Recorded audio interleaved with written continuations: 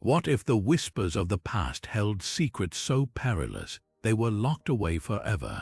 Imagine practices so entwined with ancient life that their echoes still resonate, yet remain shrouded in taboo.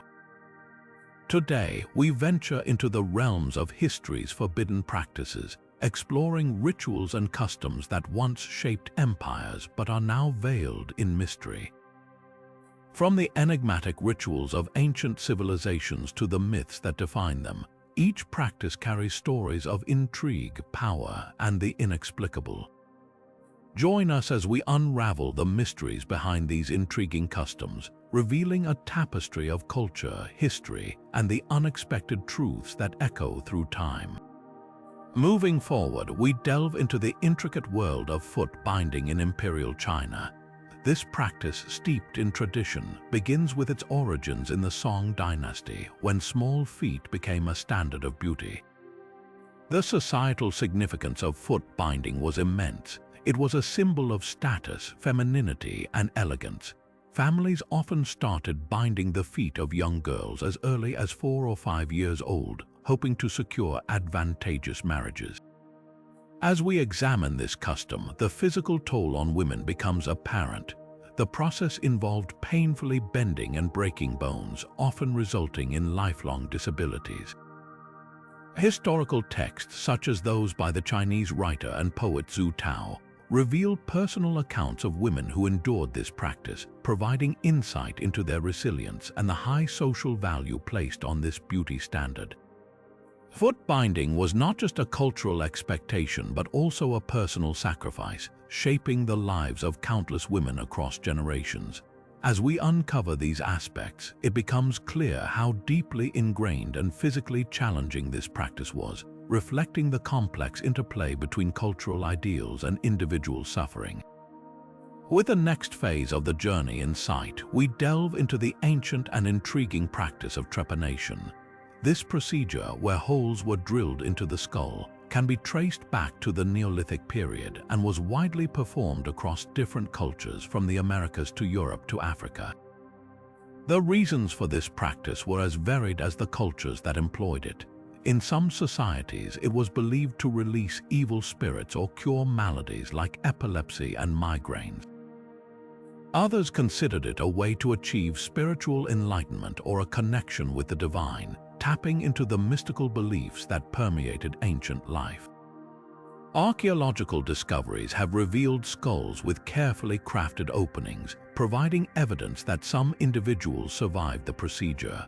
Remarkably, these findings suggest that trepanation was conducted with an understanding of human anatomy and a surprising degree of surgical skill for the time. As we uncover the layers of this practice, we gain insight into the blend of early medical experimentation and spiritual pursuit that characterized ancient societies. Trepanation serves as a testament to humanity's enduring quest to heal, understand, and transcend the physical limitations imposed by nature. With the next phase of the journey in sight, we journey into the heart of Mesoamerican civilizations, where the somber yet significant practice of human sacrifice held a central role. Predominantly among the Aztecs and Mayans, these ceremonies were deeply intertwined with their religious and cultural fabric. Human sacrifice was not merely a ritual but a profound expression of their belief systems, often conducted to appease deities and ensure cosmic harmony. For the Aztecs, such sacrifices were believed to sustain the sun and its vital energies, a vital exchange for life itself. Similarly, Mayan rituals were closely linked to agricultural cycles, with sacrifices seen as offerings to the gods to secure bountiful harvest. Archaeological evidence, such as ceremonial knives and altars, bear testimony to the prevalence of these practices.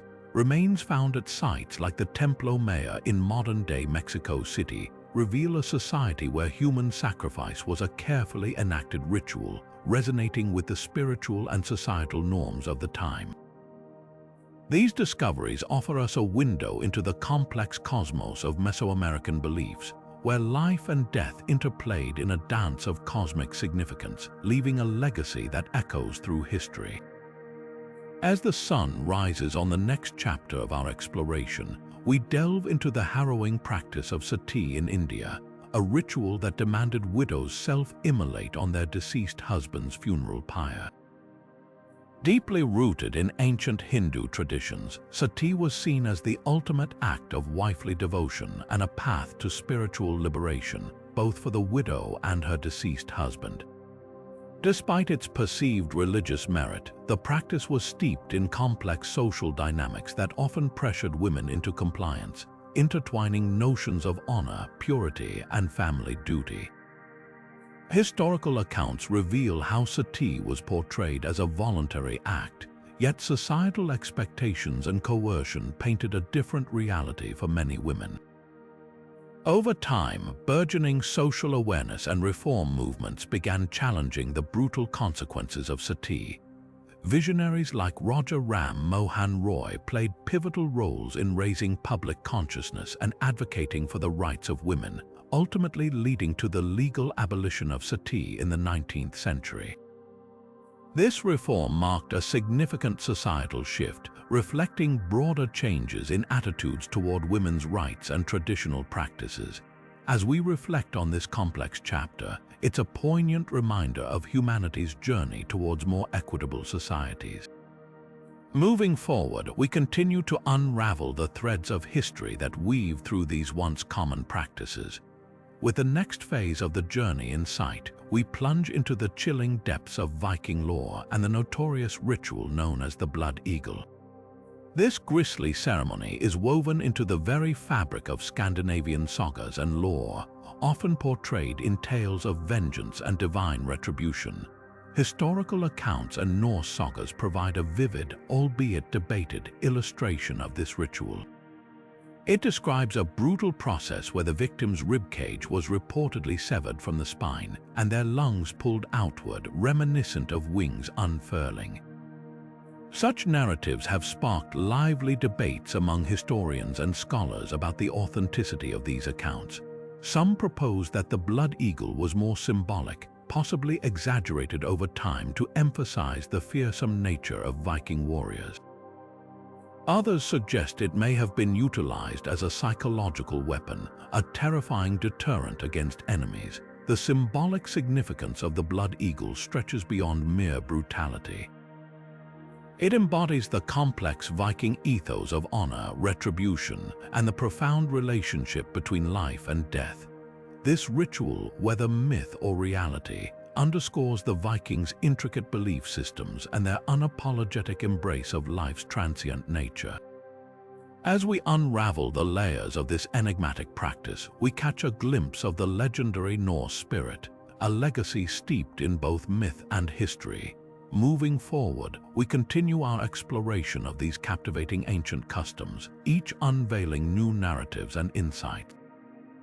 With the next phase of the journey in sight, we delve into the intriguing world of medieval justice systems and the controversial practice known as the trial by ordeal. This unique method of determining innocence or guilt was deeply rooted in the belief that divine intervention would guide the outcome. Essentially, these ordeals were based on the notion that a higher power would protect the innocent by ensuring they emerged unscathed from seemingly impossible trials. One of the most well-known forms of this was the trial by fire, where the accused would walk across red-hot coals or hold a burning iron. If their wounds healed quickly without infection, they were deemed innocent. Similarly, the trial by water involved binding the accused and throwing them into a body of water. Floating was seen as a sign of guilt, as it was believed that pure water would reject the unworthy. These trials were not just random acts of cruelty, they reflected a profound societal faith in the supernatural and a reliance on divine justice. In a time when scientific explanations were limited, such beliefs provided a framework for understanding and administering justice. However, as we examine these practices through a modern lens, it becomes evident how they mirrored the uncertainties and fears of the era. The trial by ordeal serves as a compelling example of how ancient societies grappled with concepts of fairness and justice, often involving divine forces in their quest for truth. This exploration not only reveals the complexities of medieval justice, but also sheds light on humanity's enduring quest for a higher standard of righteousness. As we continue our journey through these forbidden ancient practices, we uncover more about the fascinating intersection of belief, culture, and justice.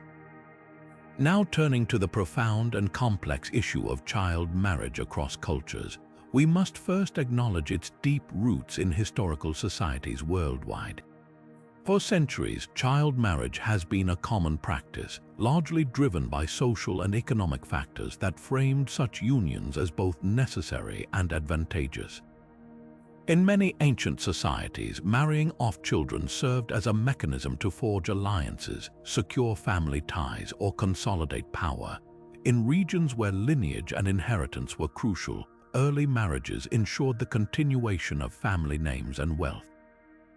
In some cultures, it was believed that the younger a girl married, the greater her potential for bearing children, thereby enhancing the family's prosperity. Take, for example, medieval Europe, where noble families arranged marriages to solidify political alliances, often with little regard for the age or wishes of the children involved. Similarly, in parts of Africa and Asia, child marriage was perceived as a way to protect young girls from economic hardship or social stigma. The practice provided a semblance of stability in uncertain times, offering families an immediate solution to financial struggles. However, this widespread tradition was not without severe consequences. The effects of child marriage on health, education, and personal development were often detrimental, yet these impacts were overshadowed by societal norms and expectations. As we explore case studies from various cultures, we see that child marriage was undeniably a global phenomenon, transcending geographic and cultural boundaries. In the Middle East, Asia, Africa, and even Europe, early marriage was woven into the fabric of societal life. Despite cultural differences, the underlying motivations remained strikingly similar, a testament to the powerful confluence of economic necessity, tradition, and social pressure.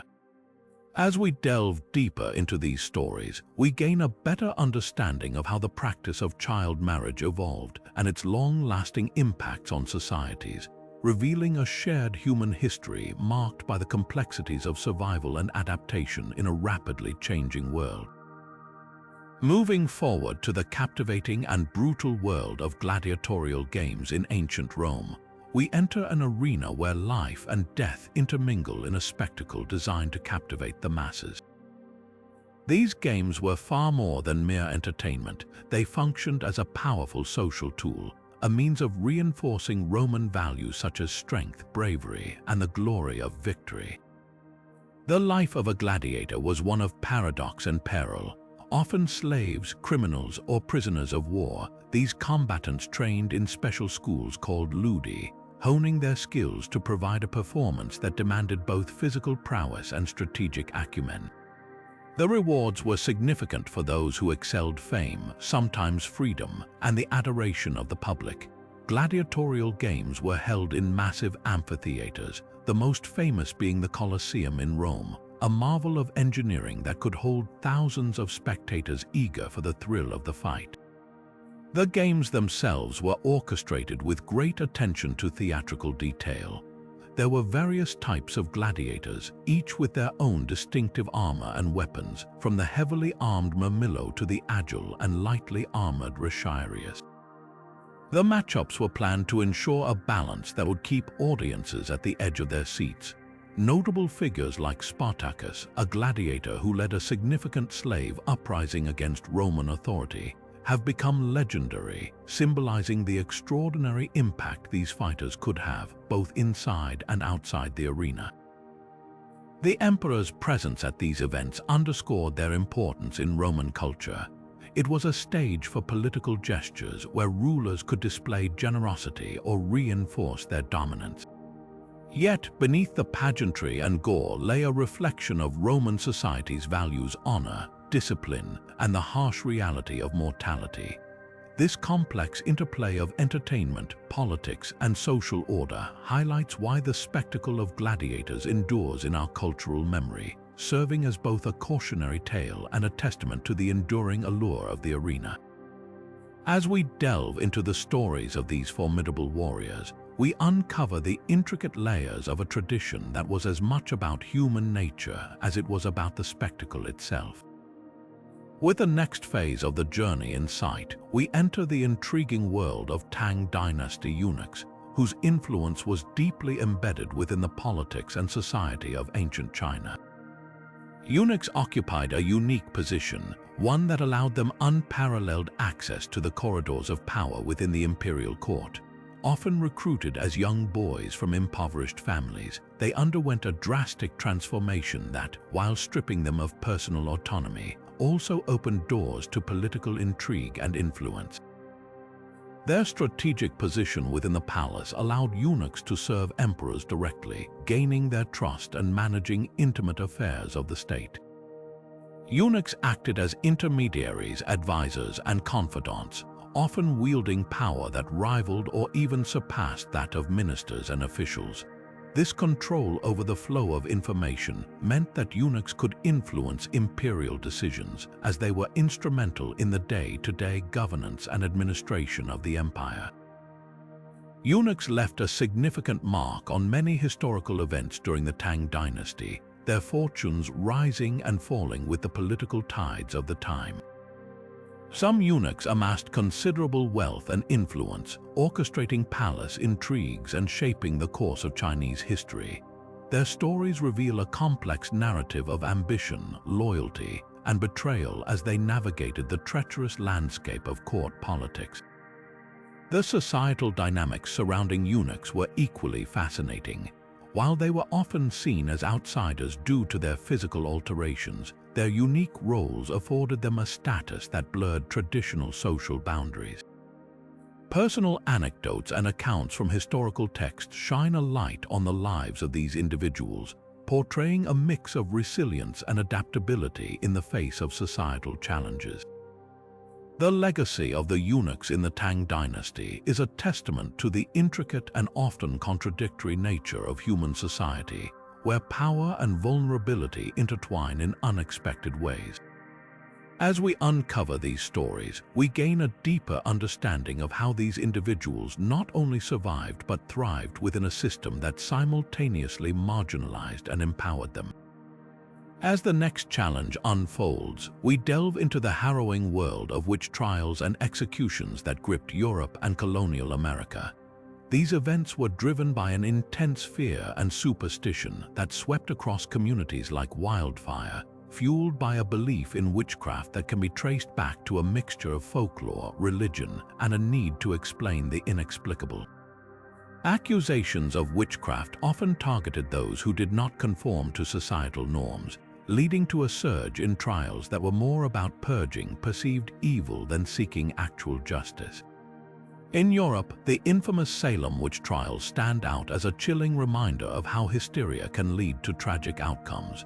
During these trials, many innocent individuals were accused of practicing witchcraft, subjected to cruel interrogations, and ultimately faced execution. The trials were marked by testimonies based on spectral evidence, where visions and dreams were used to condemn the accused. The impact of these events was profound, creating a culture of fear and suspicion that permeated society and left scars that lasted long after the trials ended. Similarly, in colonial America, the echoes of European witch hunts were felt as communities, often isolated and under stress, turned against one another. Accused witches were subjected to brutal tests such as the infamous swimming test, where innocence was supposedly proven by sinking in water. The witch trials not only led to the loss of innocent lives, but also highlighted the destructive power of collective fear and the dangers of unchecked authority. Amidst this dark chapter, there are lessons to be learned about the importance of due process and the protection of individual rights. These trials serve as a stark reminder of the human capacity for both fear and cruelty, as well as resilience and reform. As we reflect on these events, it becomes clear how deeply entrenched beliefs and societal pressures can shape historical narratives, prompting us to consider how we might prevent such injustices in our own time.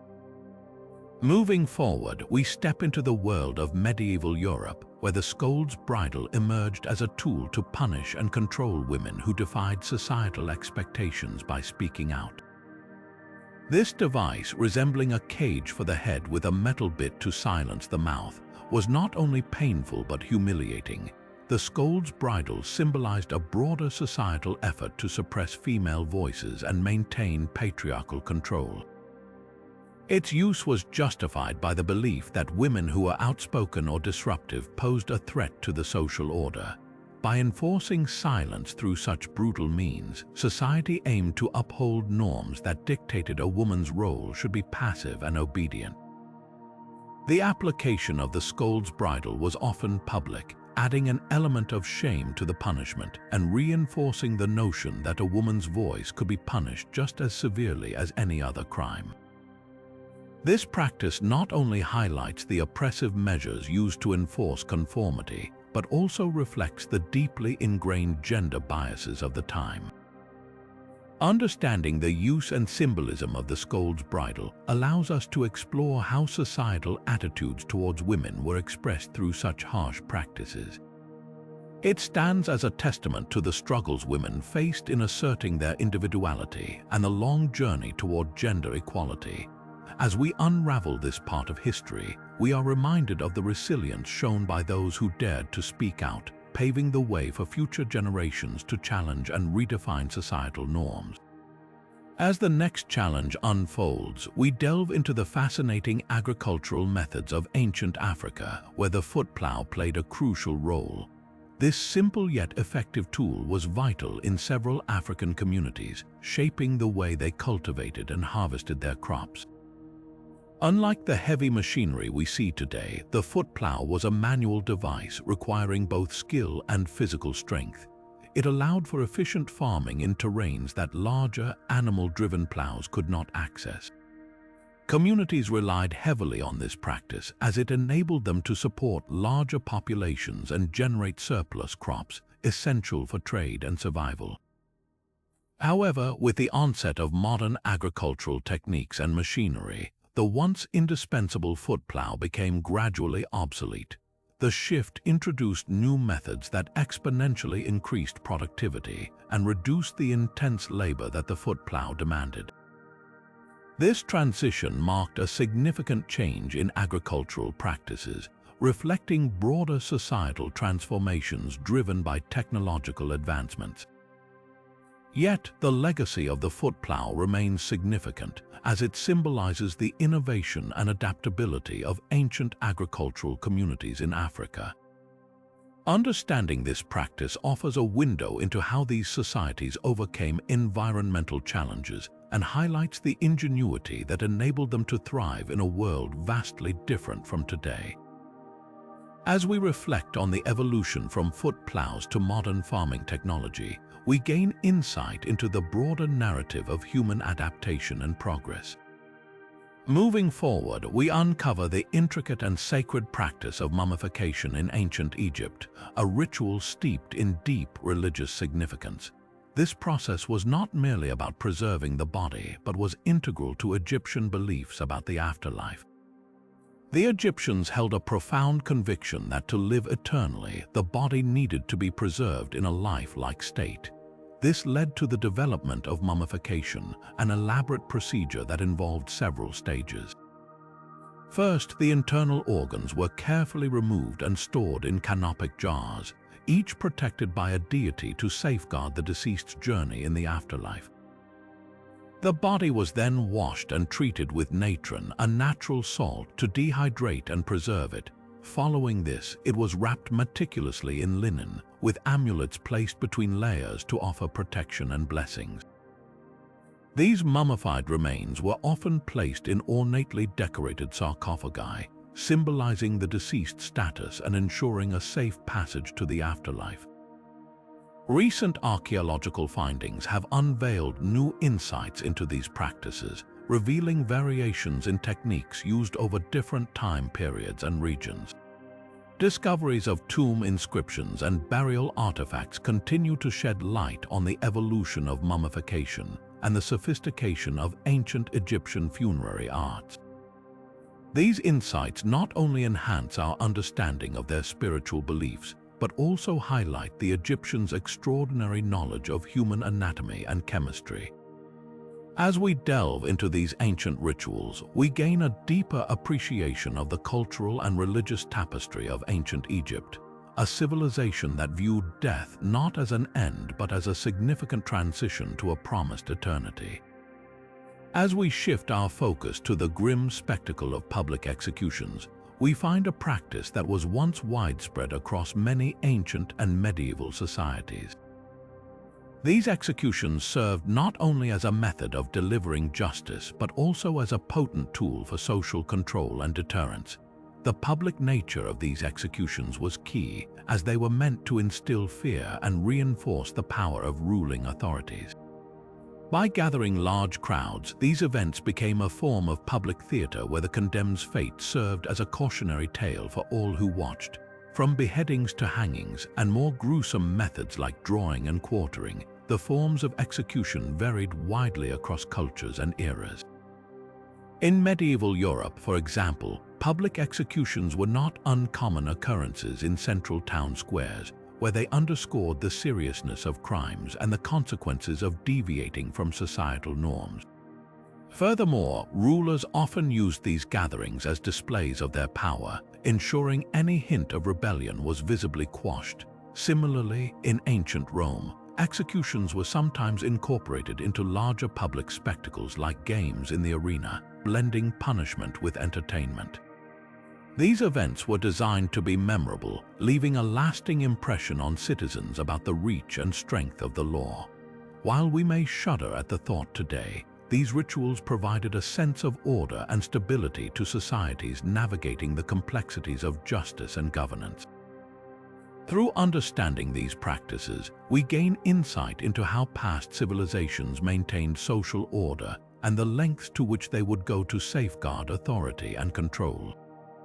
Moving forward, we delve into the formidable world of the Spartan agoge, a rigorous training and education system that crafted young boys into elite warriors.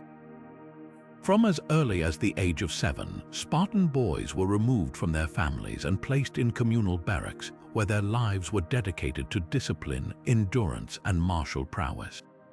The agoge was more than a mere training program. It was a fundamental element of Spartan society, designed to instill loyalty to the state, physical strength, and the ability to endure hardship. This system reflected the core Spartan values of strength, austerity, and communal living.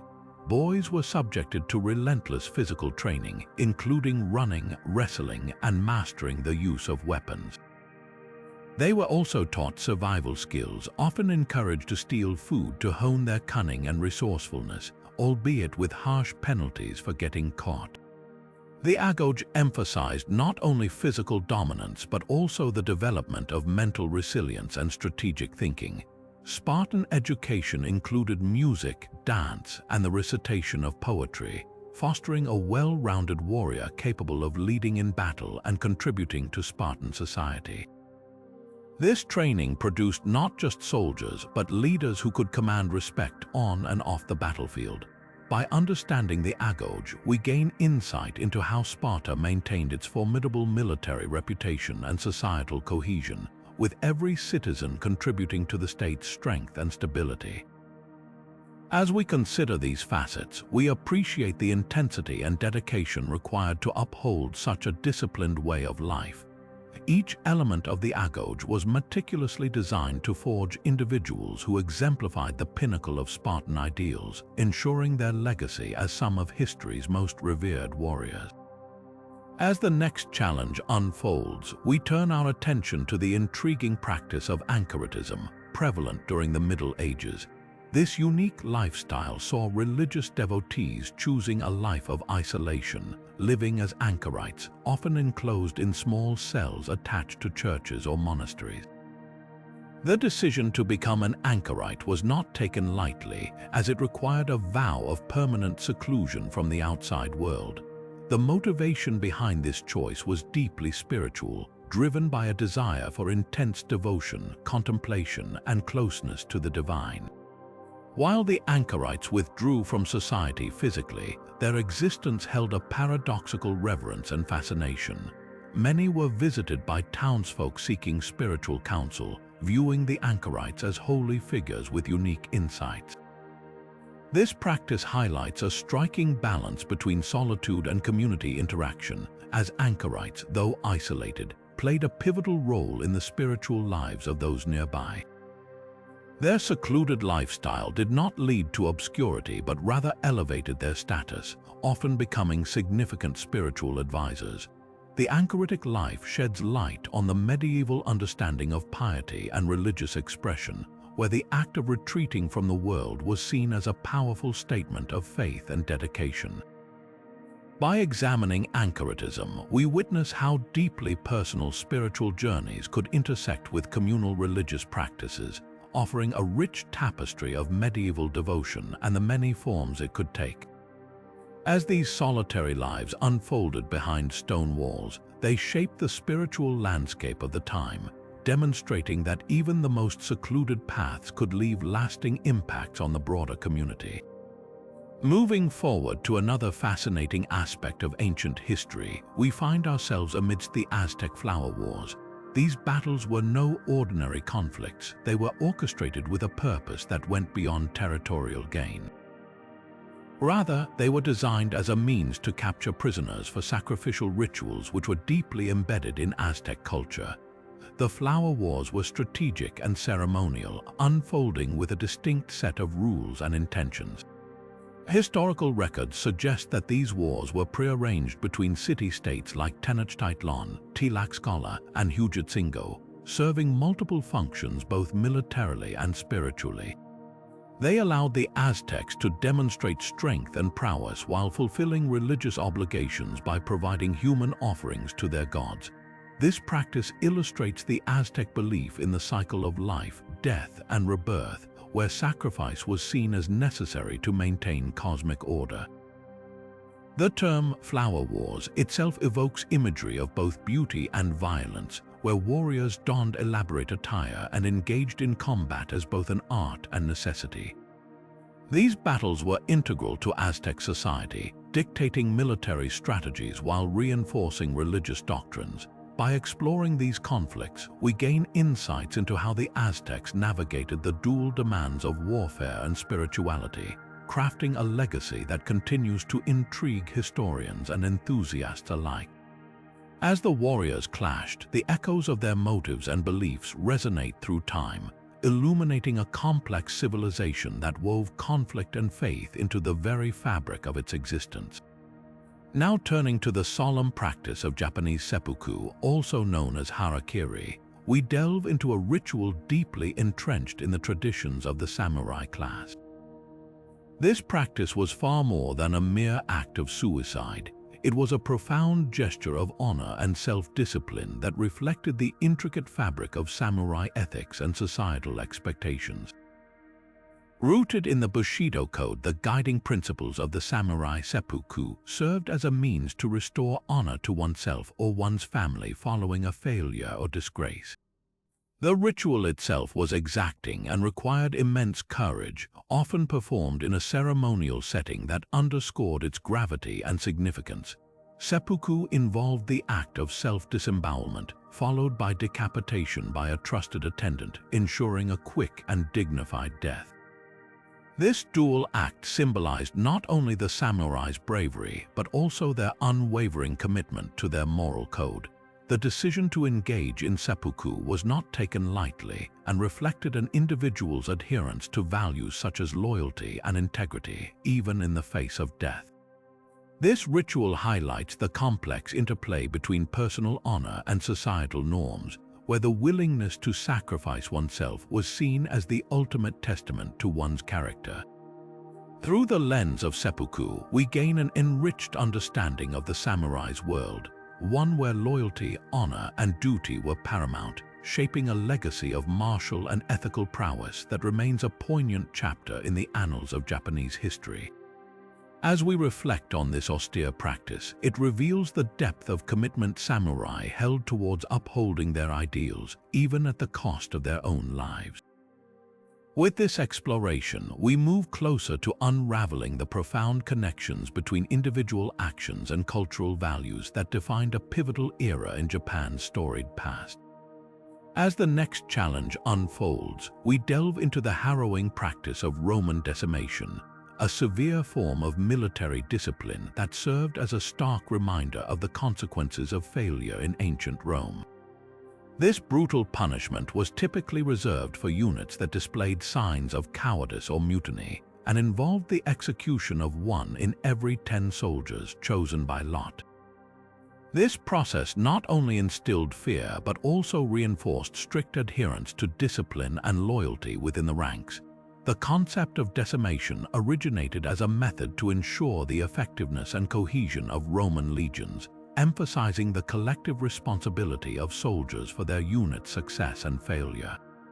By applying such drastic measures, Roman commanders sought to maintain order and deter insubordination, reflecting the uncompromising nature of Roman military culture. Historical accounts detail instances where entire legions faced decimation, producing an atmosphere of fear and obedience, but also resentment and morale decline among troops. The practice underscored the Roman emphasis on discipline as a cornerstone of their military might, showcasing the lengths to which leaders would go to preserve the integrity of their forces. Ultimately, Roman decimation reveals the harsh realities of maintaining power and order within an expansive empire, illustrating how the demands of military discipline often intersected with individual sacrifice. As we examine this severe method, it provides a window into the priorities and practices that shaped one of history's most formidable fighting forces, continuing our journey through the complex tapestry of ancient cultural practices. With the next phase of the journey in sight, we delve deeper into the complex societal roles of eunuchs throughout Chinese history. These individuals, often relegated to positions of servitude, wielded unexpected influence within the imperial court. The path to becoming a eunuch was fraught with personal sacrifice, as young boys were castrated to serve loyally without the distraction of familial ties. This drastic life-altering procedure was seen as a gateway to opportunities otherwise inaccessible to commoners.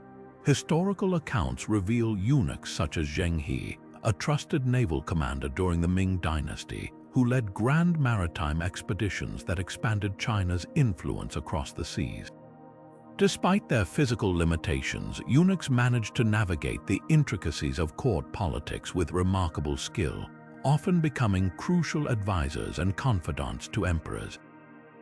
Their unique position allowed them to amass significant wealth and power, creating a dichotomy between servitude and authority.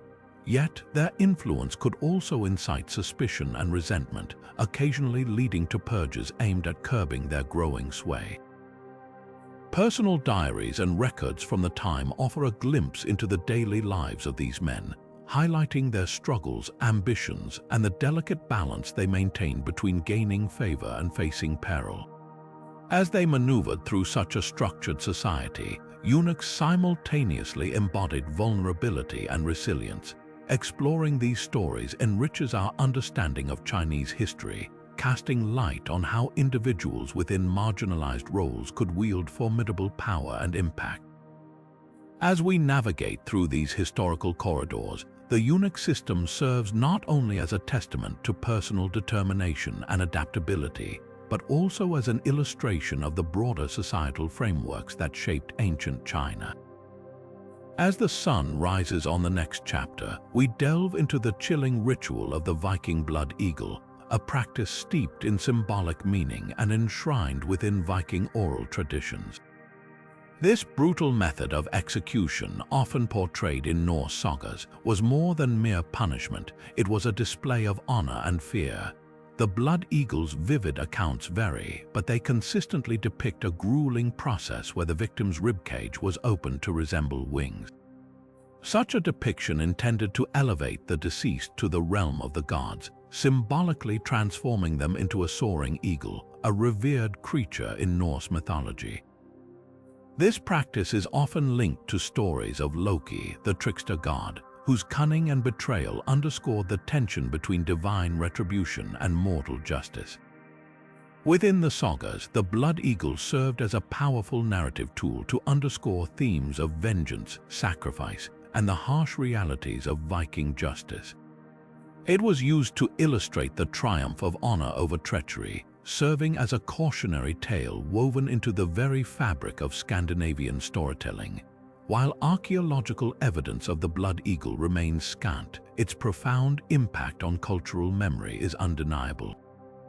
This ritual embodies the stark duality of Viking society, where valor coexisted with brutality. As we unravel these ancient stories, we gain insights into the values and beliefs that guided Viking life, revealing a civilization where the lines between myth and history blurred into the saga-driven mythos. With the next phase of the journey in sight, we turn our attention once more to the ancient practice of trepanation, a medical procedure with roots deep in human history. Recent archaeological findings have shed new light on its spread and variations across different civilizations, painting a richer and more complex picture than ever before. Trepanation involved creating an opening in the skull and was practiced by various cultures worldwide, from the Americas to Europe and Africa, each with distinct methods and purposes. These discoveries reveal that trepanation was not solely a medical intervention, but also held spiritual significance for many societies. Some cultures believed that removing a portion of the skull could relieve pressure from head injuries or treat neurological disorders. Yet in others, it was a ritualistic practice thought to release evil spirits or gain spiritual visions. This diversity in function reflects the varied worldviews and medical understanding of those times. For example, in the Inca Empire, trepanation was surprisingly advanced, with evidence of healed skulls suggesting a good survival rate and a sophisticated grasp of cranial anatomy. In contrast, certain African tribes utilized the practice as part of their spiritual ceremonies, intertwining medicine with mysticism. Archaeological evidence from these locations often includes well-preserved skulls showing distinct, careful cuts that highlight the surgical skill involved. As trepanation's history unfolds, it becomes evident how this complex practice straddled the line between the realms of science and faith, offering us invaluable insights into the cultural landscapes of ancient societies. This exploration of trepanation invites us to ponder how ancient peoples balanced their quest for understanding the human body with the spiritual beliefs of their era. As we continue our exploration of forbidden ancient practices, we delve further into the mysteries behind human sacrifice in Mesoamerican cultures. As the next chapter unfolds, we move into the haunting practice of human sacrifice across the grand civilizations of Mesoamerica, where the Aztecs, Mayans, and other societies each developed unique and complex rituals that played significant roles in their cultures. For the Aztecs, human sacrifice was closely intertwined with religion. It was a vital part of honoring their gods and ensuring cosmic order. They believed that blood was the most precious offering to nourish deities like Huitzilopochtli, the god of war and the sun. The sacrificial rites often took place at the top of their intricate pyramids, where priests would perform rituals with precision so that the sun would continue to rise each day. These ceremonies, though brutal, were seen as a necessary duty to maintain the balance of the universe. The Mayans shared similar beliefs, but their rituals often focused more on agricultural fertility and appeasement of the rain god Chak. In contrast to the Aztecs' public displays, Mayan sacrifices sometimes involved the elite offering their own blood in private ceremonies, reflecting a different spiritual dynamic. However, at times of societal stress, larger human sacrifices were made to mollify the gods. Then, there were cultures like the Toltecs, whose rituals were believed to be precursors to those of the Aztecs, emphasizing continuity and cultural exchange within the region. Archaeological findings, such as sacrificial altars and ceremonial tools, give us a window into the varied and profound symbolism behind these practices. The sacrificial victims were often depicted as willing participants chosen for their beauty or strength, viewed with a sense of honor for their crucial role in renewing the world. These acts, while chilling to modern sensibilities, were deeply rooted in the belief systems that shaped the everyday life of these civilizations. By expanding our understanding of these sacrificial practices, we gain insight into the enduring power of faith and ritual in ancient Mesoamerican societies. As we close this chapter of sacrifice, we now prepare to journey into the realm of Viking rituals with the infamous Blood Eagle, where myth intertwines with reality in brutal displays of cultural symbolism. With the next phase of the journey in sight, we delve deeper into the enigmatic world of medieval justice, exploring the practice known as trial by ordeal. This ancient method of determining guilt or innocence relied on divine intervention, where the accused underwent physically daunting tests. Among the most notorious was the ordeal by water, in which the accused was tied and submerged in a body of water. It was believed that if they floated, it indicated guilt, as the pure water supposedly rejected their presence, while sinking, which often led to drowning, was paradoxically seen as a sign of innocence. Another method was the ordeal by fire, where individuals might be required to hold a red-hot iron or walk over glowing coals. The lack of burns or rapid healing of wounds after a set period was interpreted as proof of innocence by divine protection. Examining historical records, we discover the case of Emma of Normandy, who, in the 11th century, purportedly cleared her name through such an ordeal, showcasing the high stakes and extraordinary nature of these trials. These trials were deeply intertwined with the medieval legal system, illustrating a society where human judgment was intertwined with the supernatural. The belief was that divine will would manifest through these trials, thus ensuring justice beyond human error or corruption. This reliance on faith over empirical evidence reveals much about the societal values of that era, emphasizing a strong belief in metaphysical justice. As the complexities of medieval law unfolded, these ordeals became less common, giving way to more rational forms of legal proceedings. The transition reflects a significant shift in the perception of justice and fairness over time. Moving forward, we edge closer to the intricate gladiatorial games of ancient Rome, where spectacle and brutality intertwined in the grand arenas, a testament to the cultural fabric of Roman society. As the next chapter opens, we find ourselves amidst the roaring crowds and towering structures of ancient Rome, drawn into the evolution of gladiatorial games. These games, a hallmark of Roman culture, were initially rooted in sacrificial rites meant to honor the dead. Over time, they morphed into grand public spectacles that captivated audiences with their raw intensity and drama. The evolution of these games saw not only changes in the types of events, but also in the societal perceptions surrounding them. Early on, gladiatorial matches were straightforward combats, but as the games grew in popularity, they diversified. The spectacles expanded to include animal hunts, naval battles reenacted in flooded arenas, and staged historical battles. This diversification reflected not just a hunger for varied entertainment, but also the Roman Empire's wealth and engineering prowess. Gladiator games became a tool for political leaders to gain public favor, offering free entertainment to demonstrate their power and generosity, thus cementing their status. However, despite their popularity, societal views on gladiatorial games began to shift. Over time, there was growing criticism over the brutality and the dehumanizing treatment of gladiators, who are often slaves or prisoners of war.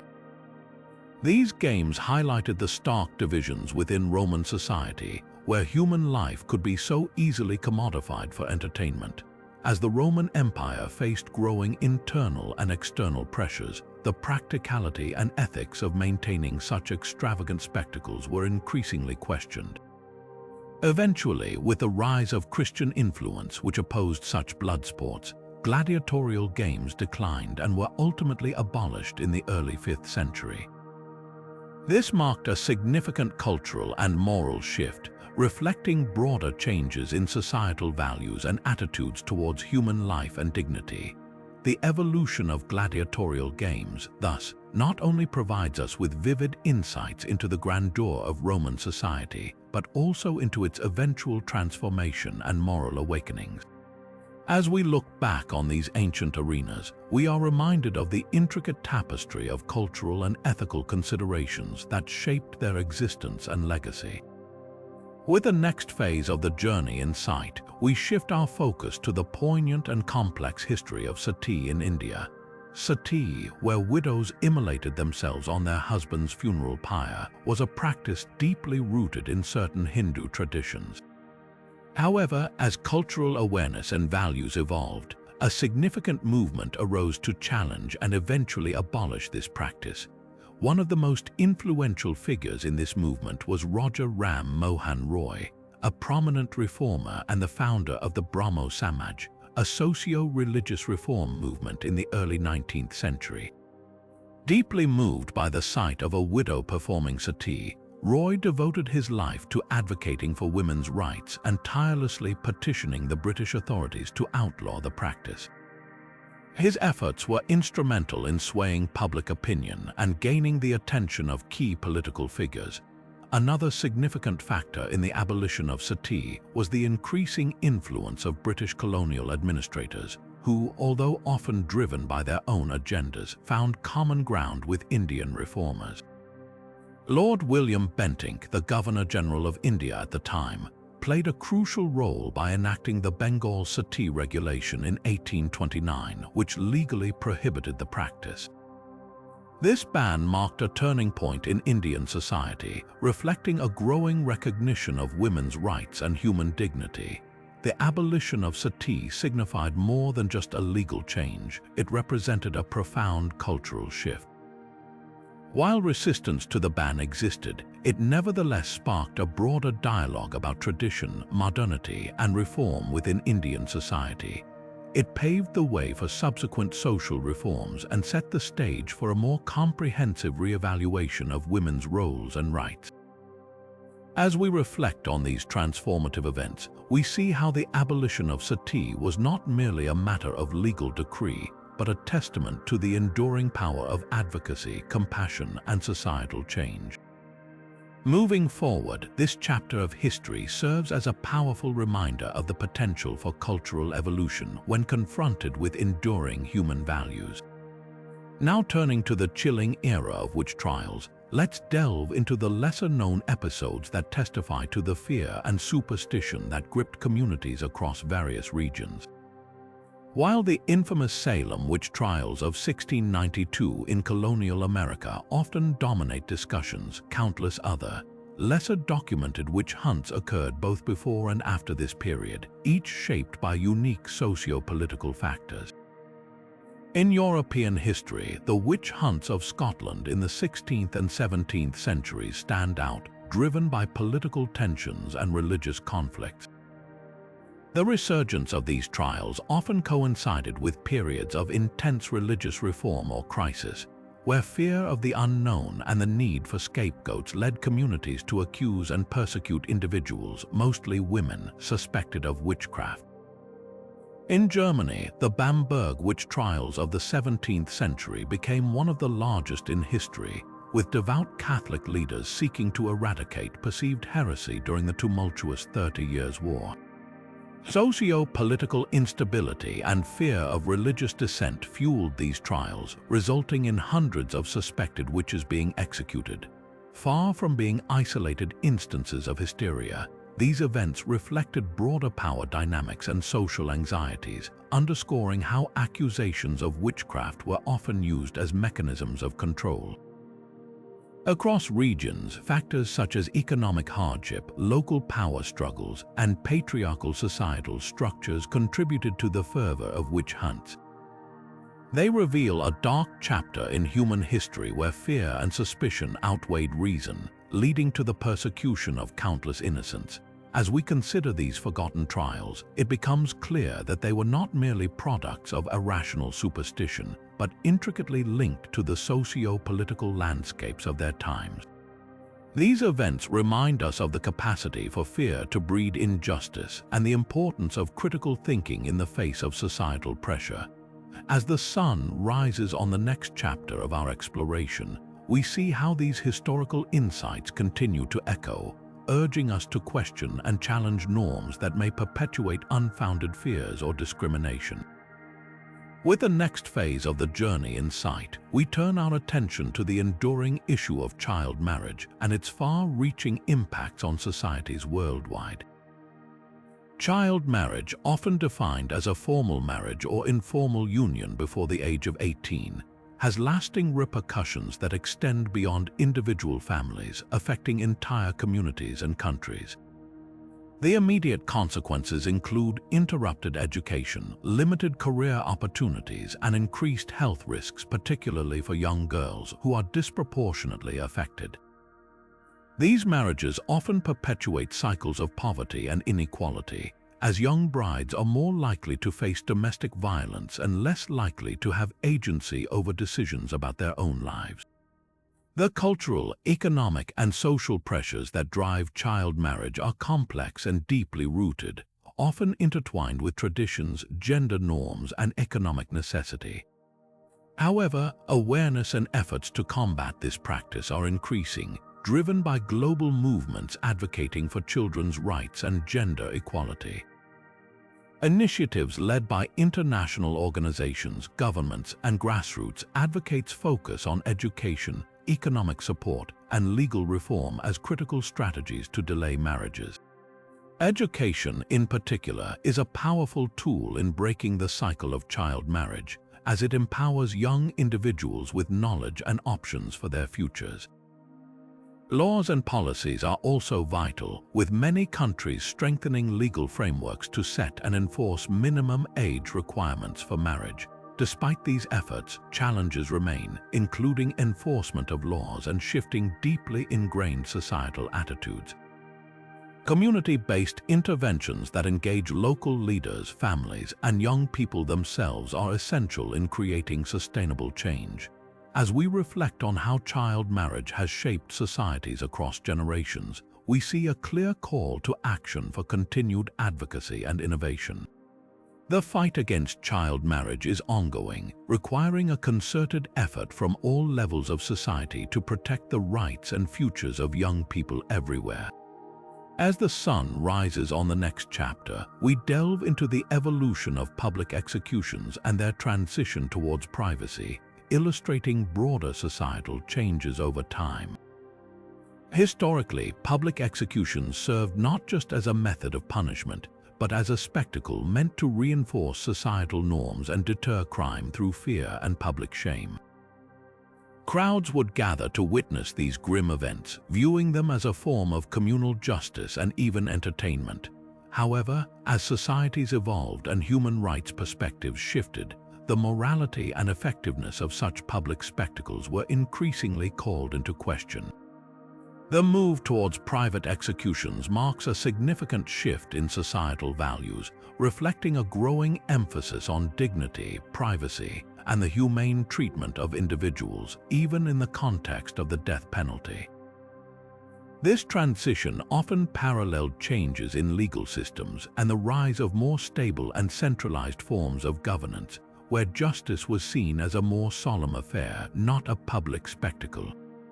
Privacy in executions also mirrors a deeper cultural shift towards the value of human life and the recognition of the potential for rehabilitation and error in the judicial process. As this evolution continues, the discussions around capital punishment and its place in modern society remain complex and charged with ethical considerations. The gradual shift from public to private executions highlights a broader journey towards valuing human rights and dignity, an evolution that continues to shape societal norms and justice systems worldwide. As we consider this progression, it underscores the ongoing dialogue about justice, punishment, and humanity in contemporary society. With the next phase of the journey in sight, we arrive at the conclusion of our exploration into these forbidden ancient practices. Throughout history, societies have engaged in rituals and customs that, seen through today's lens, are both fascinating and bewildering. These practices offer a window into the values, fears, and beliefs that shaped ancient civilizations, reflecting humanity's constant search for meaning and order in the world. Whether through rites of passage, justice systems, or cultural traditions, these practices reveal the myriad ways human societies have navigated the complexities of existence. They also serve as a stark reminder of the evolution of societal norms and human rights. As we look back, it's crucial to consider how the shadows of these practices linger in modern societies, influencing present-day customs and ideologies. By understanding the historical context that gave rise to such practices, we gain insight into the forces that continue to mold our cultural norms. Let us engage in meaningful dialogue about these ancient customs' ethical dimensions and their implications for contemporary life. I invite you to share your thoughts and reflections in the comments below. How do these glimpses of the past resonate with you today? Don't forget to subscribe to our channel for more intriguing explorations into history and mystery, and click the notification bell to stay updated on our latest content. Thank you for watching, and let's continue uncovering the secrets of our shared human past.